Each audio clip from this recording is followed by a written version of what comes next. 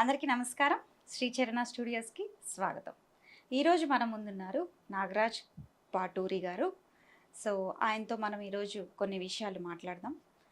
Indic knowledge systems మీద చాలా రీసెర్చ్లు చేసి కులం గురించి, మతం గురించి, జాతి గురించి, వర్ణన గురించి ఇలాంటి ఎన్నో విషయాల మీద మన యూట్యూబ్లో జరిగేటువంటి బయటికి వచ్చేటువంటి తప్పుడు సమాచారాలని ప్రోత్సహించకుండా ఆయన దగ్గర నుంచి మనం రైట్ ఇన్ఫర్మేషన్ని మన ప్రేక్షకులకి అందించే ప్రయత్నం ఈరోజు నేను చేస్తున్నాను. నమస్కారం అండి. నమస్కారం. శ్రీచరణ స్టూడియోస్ ప్రేక్షకులకి ధన్యవాదాలండి. నేను ఒకసారి ఒక ఫీల్డ్ వర్క్లో ఉన్నప్పుడు ఒక నా వెనక బైండ్ల ఆయన వాళ్ళే గ్రామ దేవతల పూజల్లో ప్రధాన పూజారులుగా ఆచారం అంతా చేసేవాళ్ళుగా ఉంటారు. ఆయన నాకు ఊర్లో అన్నీ చూపిస్తూ తిప్పుతున్నాడు. పోచమ్మని చూపిస్తున్నానని వేప చెట్టు చూపించాడు. పోచమ్మ అమ్మవారిని చూపిస్తున్నానని వేప చెట్టు చూపించాడు. చూపిస్తే ఇదిగో పోచమ్మ అన్నాడు. పోచమ్మ ఎక్కడుంది? వేప చెట్టు కదా అని నాకు తెలిసి కూడా అతను వేప చెట్టునే పోచమ్మ అంటున్నాడని నాకు తెలుసు. కానీ అతని విశ్లేషణ ఎలా ఉంటుందో చూద్దాం అనే ఉద్దేశంతో పోచమ్మ ఎక్కడుంది? వేప చెట్టు కదా అన్నాను. ఆమెనే ఈ బొడ్రాయి ఉంది, బొడ్రాయి వాళ్ళ అన్న, వాళ్ళిద్దరు అన్న చెల్లెళ్ళు అని అంటున్నాడు. బొడ్రాయి రాయి కదా, అన్నెట్లా అవుతుంది అని నేను అంటున్నాను. ఇదే మీ చదువుకున్న వాళ్ళతో ఉన్న పంచాయతీ అన్నాడు. మీరు చదువుకోవటం వల్ల మీకు అతను అని తెలియటం కష్టమైపోతుంది, ఆమె అనేది తెలియటం కష్టమైపోతుంది.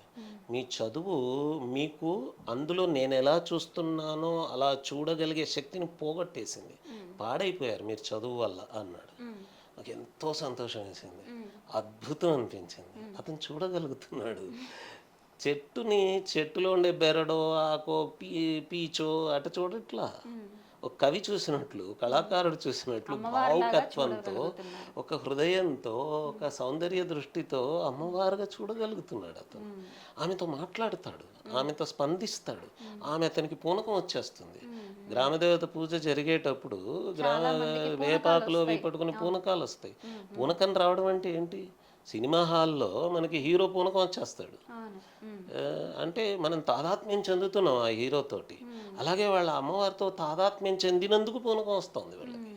వాళ్ళు అమ్మవారే అయిపోయామన్న స్థాయికి వెళ్ళిపోగలుగుతున్నారు. అంత భావుకత్వం, ఎంత అదృష్టం అది ఉండాలంటే. అంత భావుకత్వం ఉండాలంటే ఎంత అదృష్టం, ఎంత లోపల హృదయం ఉండాలి వాళ్ళకి, ఎంత కళాస్పందన ఉండాలి, ఎంత ఒక సౌందర్య స్పందన వాళ్ళల్లో ఉండాలి. అది వాళ్ళలో మిగిలింది. చదువు అనే పేరుతో ఇది పోగొట్టేసుకున్నారు వీళ్ళు.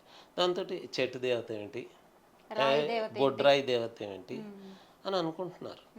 నాకు వాళ్ళ ద్వారా నేను నేర్చుకున్నాను కాబట్టి నేను బొడ్రాయిని అన్నగా చూడగలను, వేప చెట్టుని పోచమ్మగా నేను చూడగలను.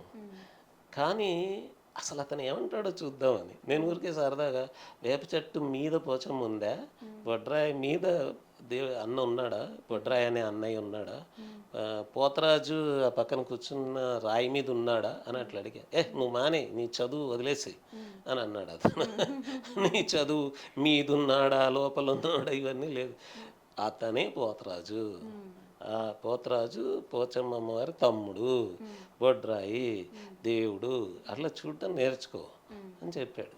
ఇది ఈ సౌందర్య దృష్టి, ఈ రకమైన భావుకత్వం, ఈ రకంగా దేవతల్ని చూడగలిగే స్థితి ఎప్పుడు వస్తుందో అప్పుడు నాకు చూపి అని అడిగేవాడు ఉండడు. ఇంకా నాకు చూపి ఎక్కడ ఉన్నాడు అంటే ఆకాశంలో అక్కడెక్కడ ఉన్నాడా, టెలిస్కోప్ వేసి చూద్దామా, లేకపోతే దాదా నేను తీసుకెళ్ళి అక్కడ అడవిలో గుహలో లోపల కూర్చొని ఉన్నాడు చూపిస్తాను, ఏం ఉండదు. చుట్టూ ప్రతి క్షణం అంతటా దేవుణ్ణి చూస్తున్న వాడికి ఇంకెక్కడ చూపించమనే అవకాశం ఉంటుంది. ఒకళ్ళ ఇంట్లో పంట బాగా వచ్చింది, అన్ని బస్తాల కొద్ది ధాన్యం నింపి పెట్టారు, అబ్బో లక్ష్మీదేవి కలకలాడుతుంది అంటారు అని చూస్తాడు కదా. దాంట్లో గడప బాగా అలంకరించుకున్నారు, గడపల నిండా పసుపు కుంకుమలు పూసి అలంకరించారు, అబ్బా మీ ఇంట్లో లక్ష్మి కళకళ ఆడుతోందమ్మా అని గడపని చూడంగానే అందులోంచి లక్ష్మి వచ్చేస్తుంది. ఒకసారి ఎల్లమ్మ గుడికి ఒకదానికి వెళ్ళినప్పుడు పుట్ట మీద అక్కడ కూర్చున్న వ్యక్తి, సార్ నేను మీకు చూపిస్తాను రండి అని పట్టుకెళ్ళి పసుపు కుంకుమల పొట్లాలు పట్టుకొచ్చాడు. క్రమక్రమంగా దాని మీద పసుపు అలా చల్లుతూ ఉన్నాడు. ఆ చల్లుతున్నట్లల్లా రంగు మారిపోతూ ఆకర్షణ వస్తుంది. ఆ కుంకుమ వెదజల్లుతుంటే ఆ పుట్టంతా వేరే రంగులోకి మారిపోతుంది. ఆ రంగు అలా మారుతున్నట్లల్లా అతను నాకు చూపిస్తానని వచ్చినవాడు ఆహా ఆహా అమ్మా వచ్చేసావా తల్లి, వచ్చేసావా ఎల్లమ్మా అని అనేస్తున్నాడు. ఆ పసుపులోంచి ఆ కుంకుమలోంచి అతనికి భావోద్వేగం వచ్చేస్తుంది. ఆ ఆకారంలోంచి అతనికి భావోద్వేగం వచ్చేస్తుంది. ఇంకా అతన్ని ఎల్లమ్మ ఎక్కడుంది చూపించని అడిగితే అతనికి వచ్చేసింది. అతనికి కనపడిపోయింది, ఎల్లమ్మని చూస్తున్నాడు. ఇంకా నువ్వు దేవుణ్ణి చూపి అక్కడ చూపి ఇక్కడ చూపి క్వశ్చనే లేదు. కనుక ఆ శాస్త్రాన్ని ఎవరైతే తార్కికంగా న్యాయం, మీమాంస, వ్యాకరణం, వేదాంతం ఇవి చేస్తారో వాళ్ళు ఏం చేస్తారంటే దీన్నే ఇలాంటి అనుభూతికి సంబంధించిన దాన్ని శాస్త్రీయంగా లాజికల్గా ఎస్టాబ్లిష్ చేస్తారు వాళ్ళు. దాన్ని అది ఎలా జరుగుతుంది, ఈ రకమైన భావాలు ఎలా రాగలుగుతాయి అని చెప్తారు. కాబట్టి వాళ్ళకు కూడా దేవుడు అనేవాడు ఎక్కడో వేరే దయ్యం, భూతం, పిశాచం అవి ఇవి ఎక్కడో ఉండవు. అదే ఒకవేళ పిశాచం అంటే వాళ్ళ దృష్టిలో అదొక జీవి. పిశాచం అనే రకం జీవి ఒకటి. శవాలు మన వాళ్ళు ఇప్పుడు మాట్లాడుతూ ఉంటారు కదా, రీసైక్లింగ్ జరుగుతుంది, అర్త్లో రీసైకిల్ అయిపోతాయి అని.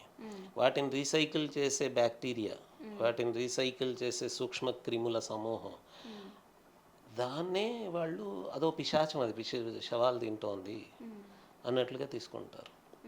ఆ పిశాచం నన్నేం చేస్తుంది, దాని ఆహారం శవాలు, దాని బయటకి అది శవాలు తింటుంది. కొద్దిసేపటికి అది శవాల్ని తినేయటంతో కొద్దిసేపటికి అక్కడ శవం లేకుండా పోతుంది, అది కాస్త భూమిలో కలిసిపోతుంది అని అనుకుంటాడు తప్ప ఆ పిశాచం ఏదో నన్ను వచ్చి పీకేస్తుంది అని అనుకోడు.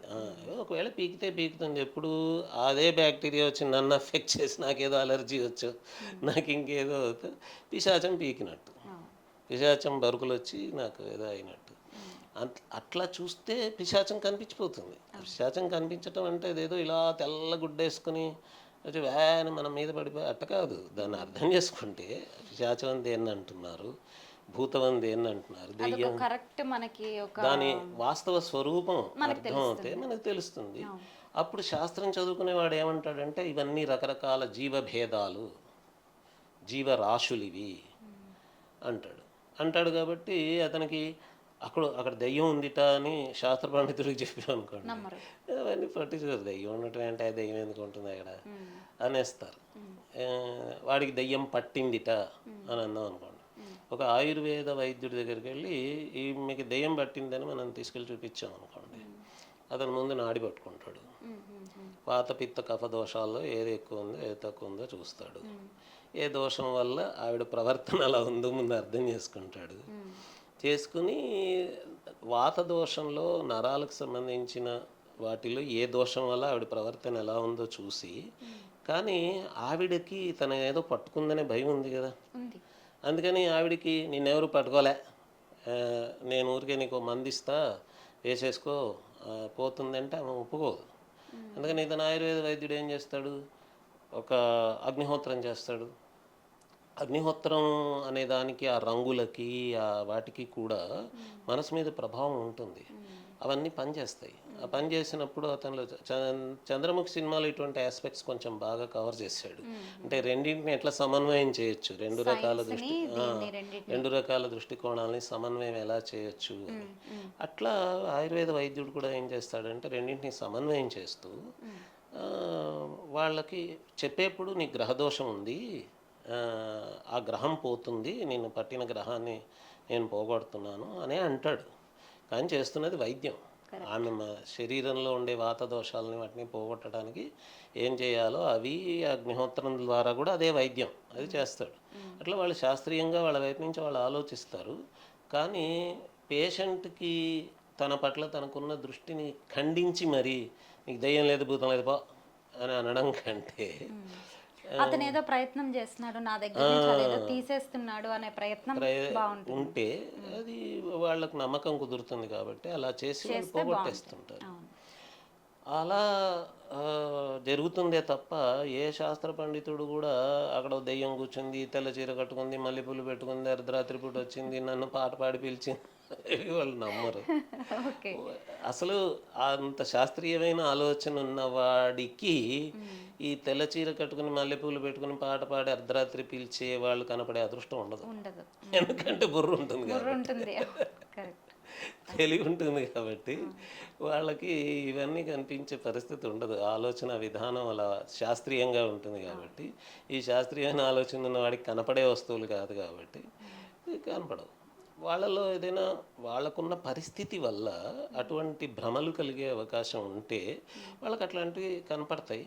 కనపడ్డప్పుడు మనం అక్కడ ఏం కనపడలేదు, అక్కడ ఏం లేదు అని చెప్పటం ఎందుకని వైద్యం చేస్తే తగ్గిస్తూ ఉంటారు వాళ్ళకి. ఇప్పుడైనా సరే, ఇప్పుడు సైకియాట్రిస్ట్కి చెప్పారనుకోండి, నీకు కనిపిస్తున్నదంతా అబద్ధమయ్యా, నేను ఇది మందు ఇస్తాను వేసుకో, లేకపోతే నీకు ఎలక్ట్రోమాగ్నెటిక్ ట్రీట్మెంట్ ఇస్తాను, ఎలక్ట్రికల్ ట్రీట్మెంట్ ఇస్తాను తీసుకో అనడం కంటే, ఓకే ఓకే పోతుందిలే అది, మందు ఇస్తాను వేసుకుంటే ఈ మందు భయానికి అది పారిపోతుందంటే సరిపోతుంది కదా. ఓకే.